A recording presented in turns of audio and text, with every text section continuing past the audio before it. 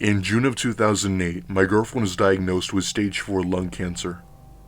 We had unfortunately caught it late, and she was practically living in a hospital bed for the next few months. Every other day, I go to visit her to check up on her and to see how everything was going. However, she then died a week later from the cancer, and the doctors did everything they could to treat it.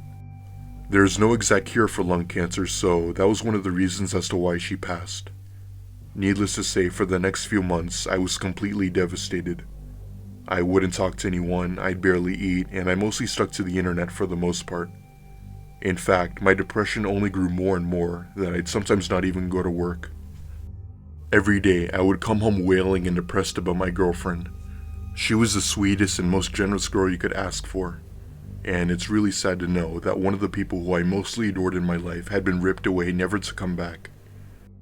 Anyway, fast forward to around the month of September. I started interacting with more people, and I finally accepted the fact that I needed to move on and let go and to find someone else.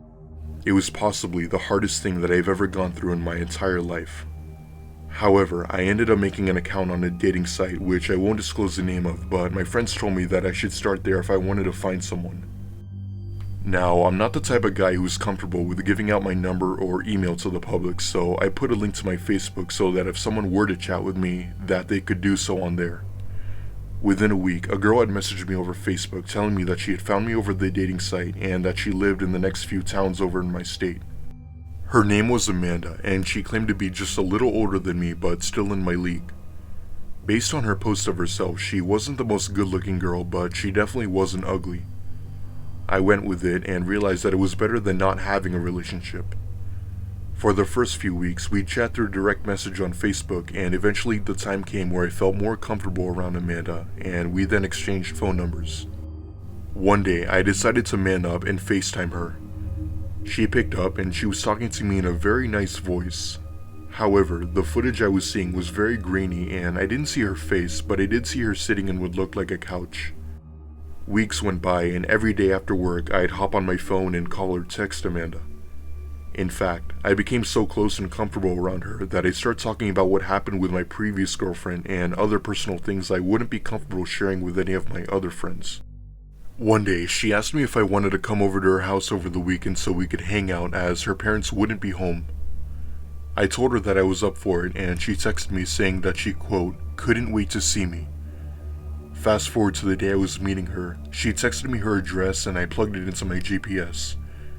It was about 15 miles from my house in the suburbs, so it wasn't too far for me.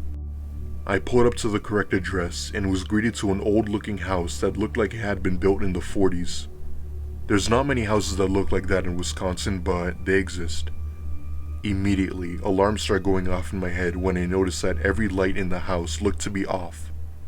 I texted Amanda telling her that I was in her driveway. She told me that she didn't use the front door and that I should go around back.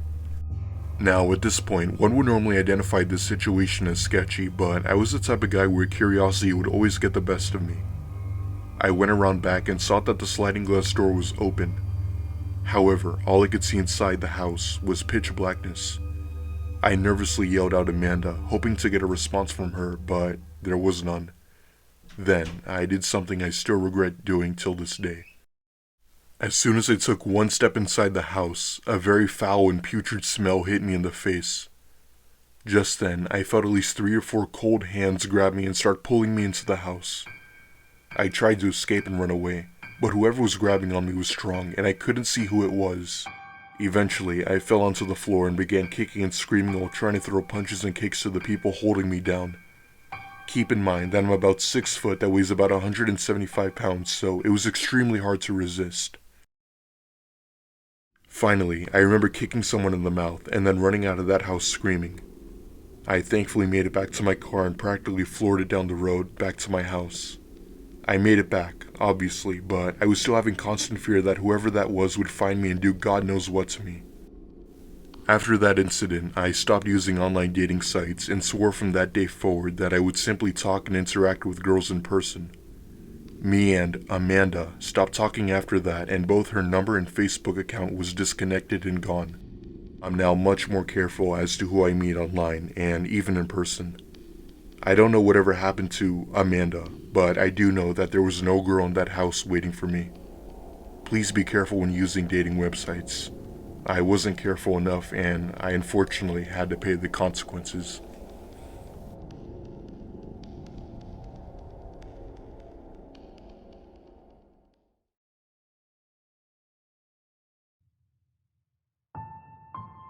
Okay, so this occurred when I was 19 years old, in the middle of the summer. It was around late July to be exact. I had just started my second semester in college. Throughout my years of being a teen, I never made any friends, even if I tried. I was that typical lonely person who you would see in school sitting down by myself, not talking to anyone. The main cause of this is because I have poor social skills, and it's not easy to get rid of them, even when I've tried. When someone tries talking to me, I would either ignore them or give them a dry response. Things like, okay, hi, cool, and thanks. I didn't like ignoring people, but I was possibly the shyest person you'd ever met. I'd only talk to people if it was someone I truly knew, mainly family members. One day I was talking to my cousin, who was 16, and at some point of the conversation I brought up the topic of relationships, and if she had any tips on how I could get into one. My cousin went on to explain that she had found her boyfriend through a dating site like Match.com, Tinder, Elite Singles, etc. Online dating never really crossed my mind, but now that my cousin brought it up, I realized I needed someone to be with. Therefore, I decided to try online dating for once, as I thought I might have better luck than actually meeting someone in person. I went for Match.com and signed up, created my profile, and added a bit of biography to give people an idea as to what I was like. About a week later, I got a notification from Match.com telling me that a guy named Matt wanted to message me. I accepted and took a look at his profile. He seemed like a nice guy, and we immediately started messaging. Turns out Matt had trouble talking to people as well, and didn't have many friends. From there on, we would chat every day back and forth, until we would decide to cut the conversation and continue the next day. I don't know what it was, but something about Matt made me feel very comfortable around him. I couldn't believe I finally found someone I actually enjoyed talking to. Anyway, fast forward to around September. School had just let back in, but we would still chat no matter what. One day, Matt asked me something I never expected him to say. He asked me if I would consider having sex with him. I told him that what he was saying was going a little too far, and I also began to feel a little creeped out. He stopped talking about that particular subject for a few days, but he always ended up bringing it up one way or another. After that, I blocked him, and had no interest in what he had to say or ask. Fast forward about a week, I woke up for school one day to find 10 missed calls from an unknown number and a text message from the same number. I looked at it and my blood ran cold when I saw the text. It said, "Hey, it's Matt. Why did you block me?" I have absolutely no idea as to how he got my number, and I always try my very best not to give my number to people I don't know. In fact, I keep it so private that the only people who have my number are family related. I text back saying, "I don't want to talk to you anymore." He then begins with threats and calling me things no girl should be called. I told him to piss off and I blocked his number. But as time progressed, I'd get calls and messages from different numbers and would consistently have to block him again and again. It was useless. I told Matt that if he kept this up, I would have to contact the authorities, hoping that he would be forced to stop harassing me. However, that didn't seem to scare him. Instead of backing off, he kept up with abusive threats. Things like, "I'll find you," "I'll kill you," and other things I won't mention. The next day I disconnected my phone number and waited a few days to get a new one. Once I got a new number, everything stopped. The calls, the messages, the threats, everything. I didn't even get any messages on the site. I still have no idea as to what Matt's intentions were.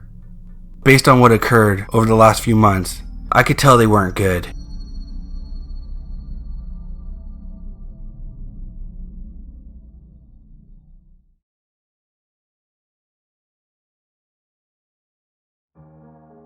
This happened to me when I was around the age of 23. I had just recently broken up with my girlfriend due to a major argument, which I won't go into any detail as to what it was about. Let's just say that it was personal, and I'd also like to mention that our relationship was unhealthy and dysfunctional. We had both lived in a one-bedroom apartment and both worked. Originally, the apartment room really belonged to her, so I had to move out and back to my parents' house until I could find someone else and a place to live. My parents didn't care if I was living with them as long as I had money coming in and was helping with bills and chores around the house. Eventually, the time came where I had to find another girlfriend, so I went online and found a dating site to look for nearby women who lived in my area. The results showed that there were approximately 20 women who lived near my area looking for someone as well. I never tried online dating before, but I tried it as talking to a girl in person is kind of difficult for me, and because my friends recommended it. However, I did end up finding a girl who we'll call Maria. Maria liked video games, hanging out with friends, and going to the movies, etc. The stuff you'd expect the average person to be interested in. I was interested in that stuff as well, and we began talking over the next couple of weeks. I must say, we hit it off well. I'd get home every day from work, go on my computer, and immediately start chatting with Maria.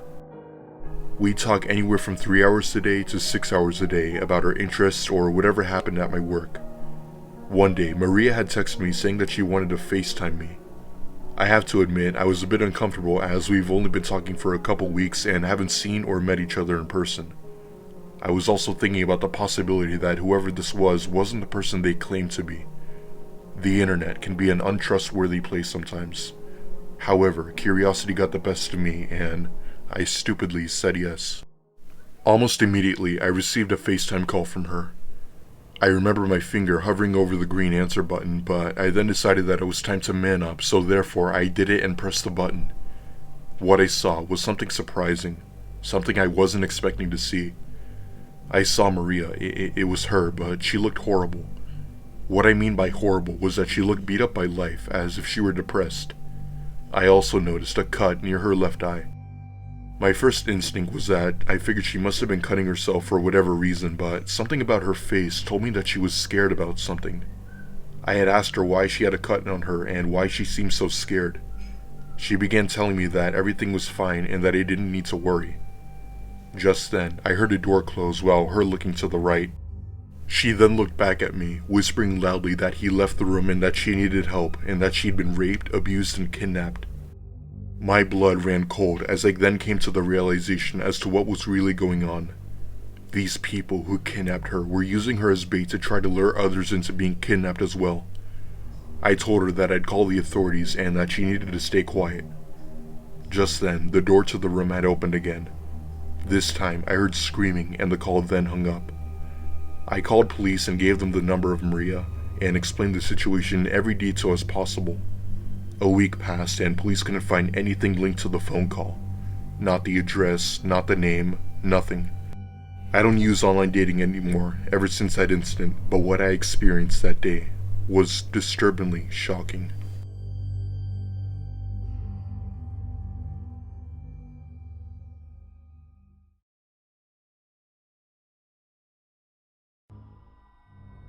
This story takes place in England.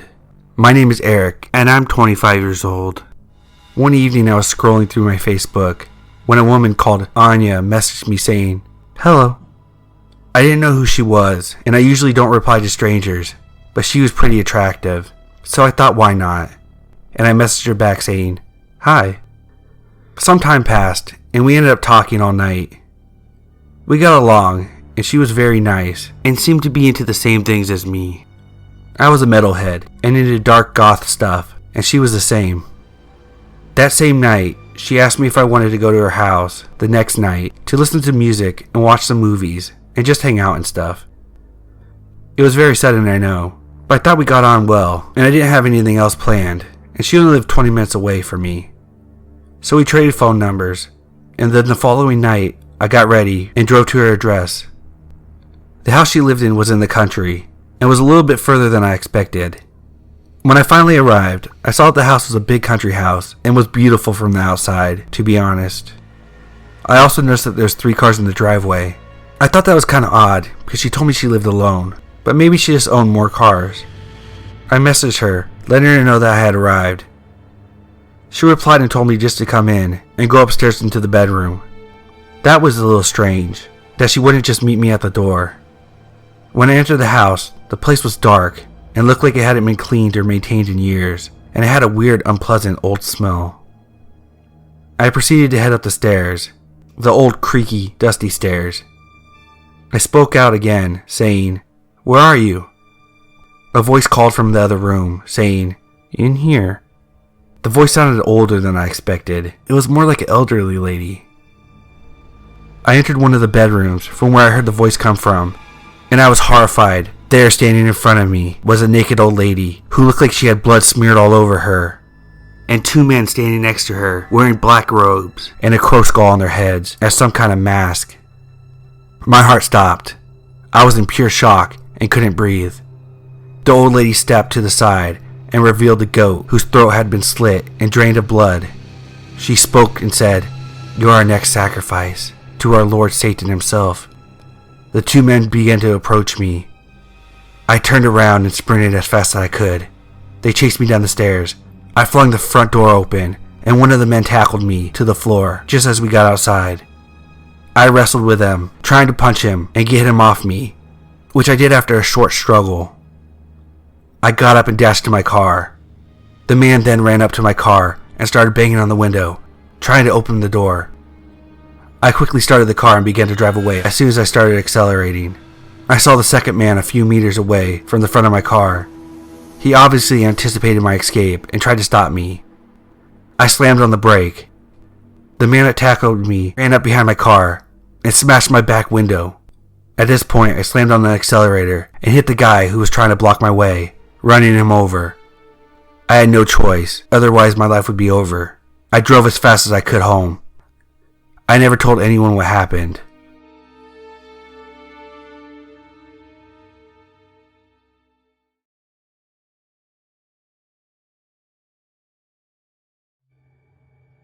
Okay, so before I'd begin, I'd like to apologize for the short story as I remember this just briefly and don't know exactly what happened in full detail. I was around 20 years of age when this happened. I had recently met a guy on Tinder named Jordan who apparently had the same interests as me and liked my personality, even over text. Everything seemed to be going well until the day Jordan said that he was going to, quote, hurt me if I didn't become his girlfriend. The strange thing is that it happened suddenly and he showed no signs of us being close with each other. We were just supposed to be online friends during the time we met. Some time had passed and I already blocked him weeks ago. However, one day I came home to my apartment to find that it had been ransacked. Clothes everywhere, personal belongings thrown, turned over furniture, etc. I then found a small piece of paper that was left on my kitchen counter that read the words, "You pay the consequences for not being my girlfriend."